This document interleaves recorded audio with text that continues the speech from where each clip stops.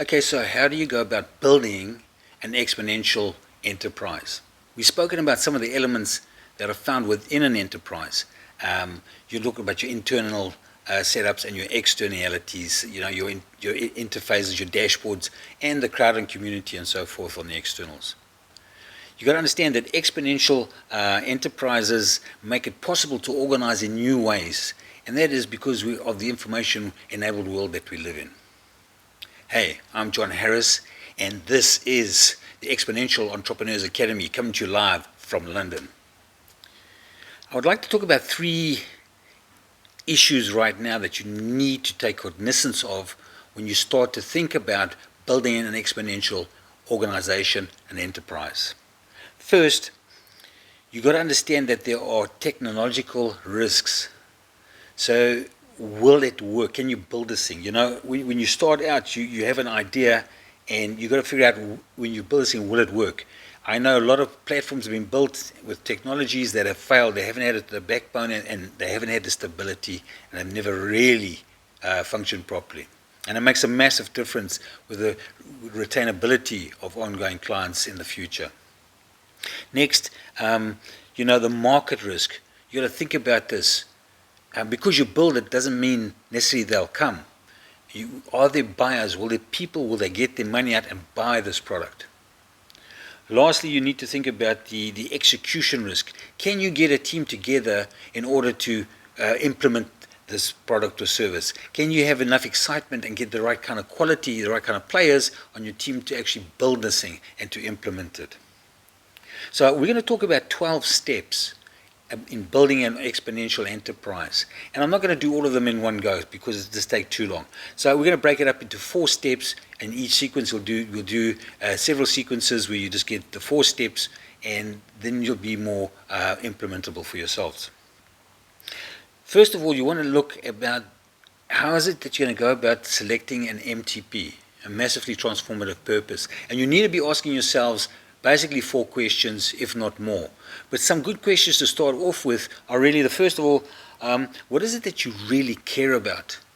You need to be something that you're deeply passionate about and something that you really care about. One of the problems we have that you may have some kind of intrinsic or some kind of special relationship to. Is it feeding the world? Is it alleviating suffering as far as poverty is concerned? What is it that you want to be concerned with, and what is it that you're looking to get a solution to?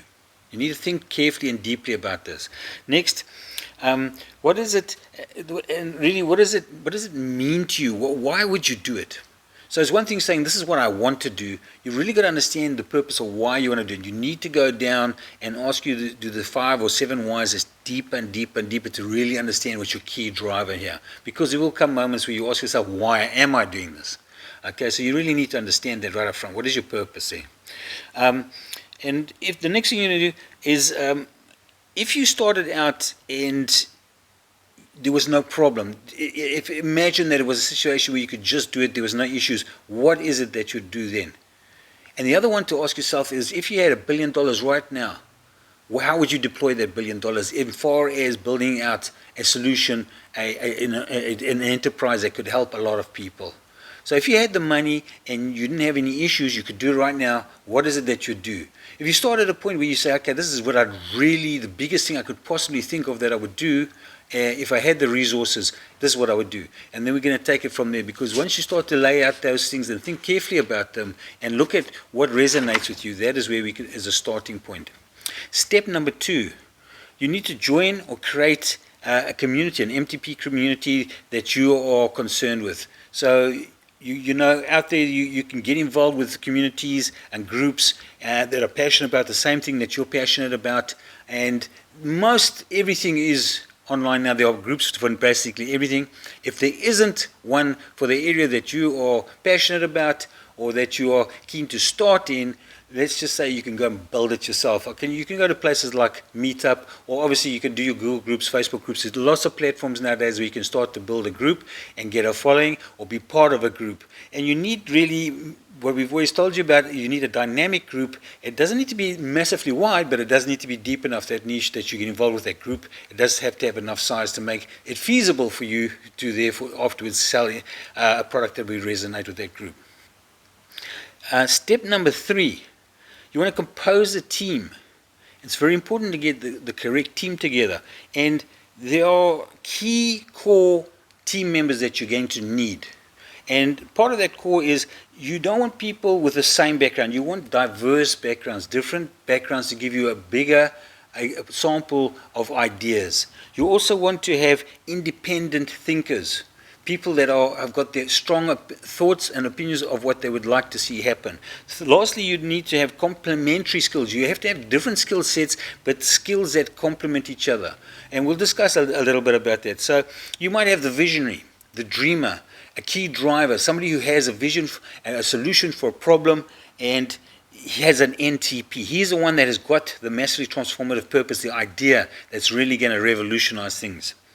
Then you need a user experience design, somebody who can interface between the company and the community.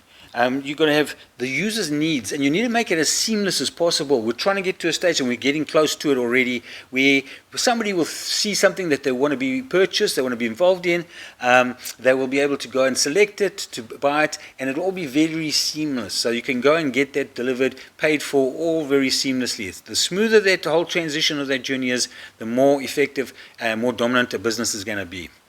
You want to have a programming engineer, obviously on the technology side, to bring in various types of technologies. It's the convergence of different technologies that are really starting to rock industries, whole marketplaces now. As opposed to the exponential technologies that were just disrupting certain businesses, you have now whole marketplaces and industries that are being disrupted through convergence. Lastly, you're going to need finance, business. You need somebody who is very astute as far as business and finance is concerned. That person is going to be looking at the viability of the whole process and the whole product or service and the business as a whole, and looking at the profitability. Very important here is to handle investors and obviously burn rate, because it takes a certain amount of time to get something off the ground, especially if it's a very large solution that's being built.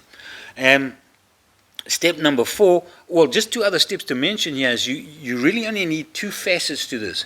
And one is a discovery set of skills. The other one is a delivery set of skills. So you want to be discovering solutions to problems. You want to be discovering marketplaces. You want to be doing the discovery side of things. And then you want to do the delivery, being able to deliver those solutions. So those are just the 2 really halves of what you need to get together. Step number 4 is you need a breakthrough idea. You're going to have different ideas, a lot of ideas you're going to put down, but there will be one idea that you want to get to that's a real breakthrough idea. And the success factors that are behind this breakthrough idea are, first of all, it needs to be, at a minimum, 10 times an improvement on the current solution. So if there's something that people have a solution for now, how can it be 10 times as good as what they've got now to really move the needle and get people keen to get involved? Next of all, you need to be able to leverage information in order to cut costs. So how is it that your platform, your digitalization, will be able to leverage technology in order to drop costs? How are you going to get rid of distribution, for example? Next of all, third, it is also useful for users to come back. How often will they utilize that in a day? Facebook and everyone pushes hard to get people to come back more than once in a day. If you're using another platform, how often will they use it? So that's a key component of how valuable it is. Look, I want to mention some of the companies that had to pitch many times, a number of times, in order to get venture capital and get funding. It's not a matter of just going to the first person, excuse me, with your idea and saying, here's my idea, and they don't go into it, they don't buy into it, they don't invest in it, they don't fund it, and you give up. Let's look at some of the big companies around today that have had to go and pitch many times in order to get off the ground. Skype pitched 40 times before it actually got the kind of capital base to start with. Cisco Systems was 76 times, had to go through a pitch in order to get investors. Pandora was 300 times. And let's think about it. Google, how many times do you feel Google had to go and pitch? It's a great idea, right? 350 times. If they'd done it 349 times, they wouldn't have got the capital. They wouldn't have got the investment. And think that, where would that have left us? Well, I presume maybe somebody else would have jumped in eventually, but just saying, for them, it would have been a disaster. They carried on until they got something to invest. And it took a lot of time before people invested. Look, next week we're going to go into the step number 5, which is building a business model canvas, a BMC. So you're going to build a canvas of the way this model, the business model, is going to be laid out. And it'll be on 3 different rows and in various columns. Okay. But as usual, we'd like you to like, subscribe, and follow us. And you can also go to our Exponential Entrepreneur Facebook page, Exponential Entrepreneurs Academy Facebook page, and you can go through there and then see when the next events and things are coming up. And as usual, we will see you in the next episode.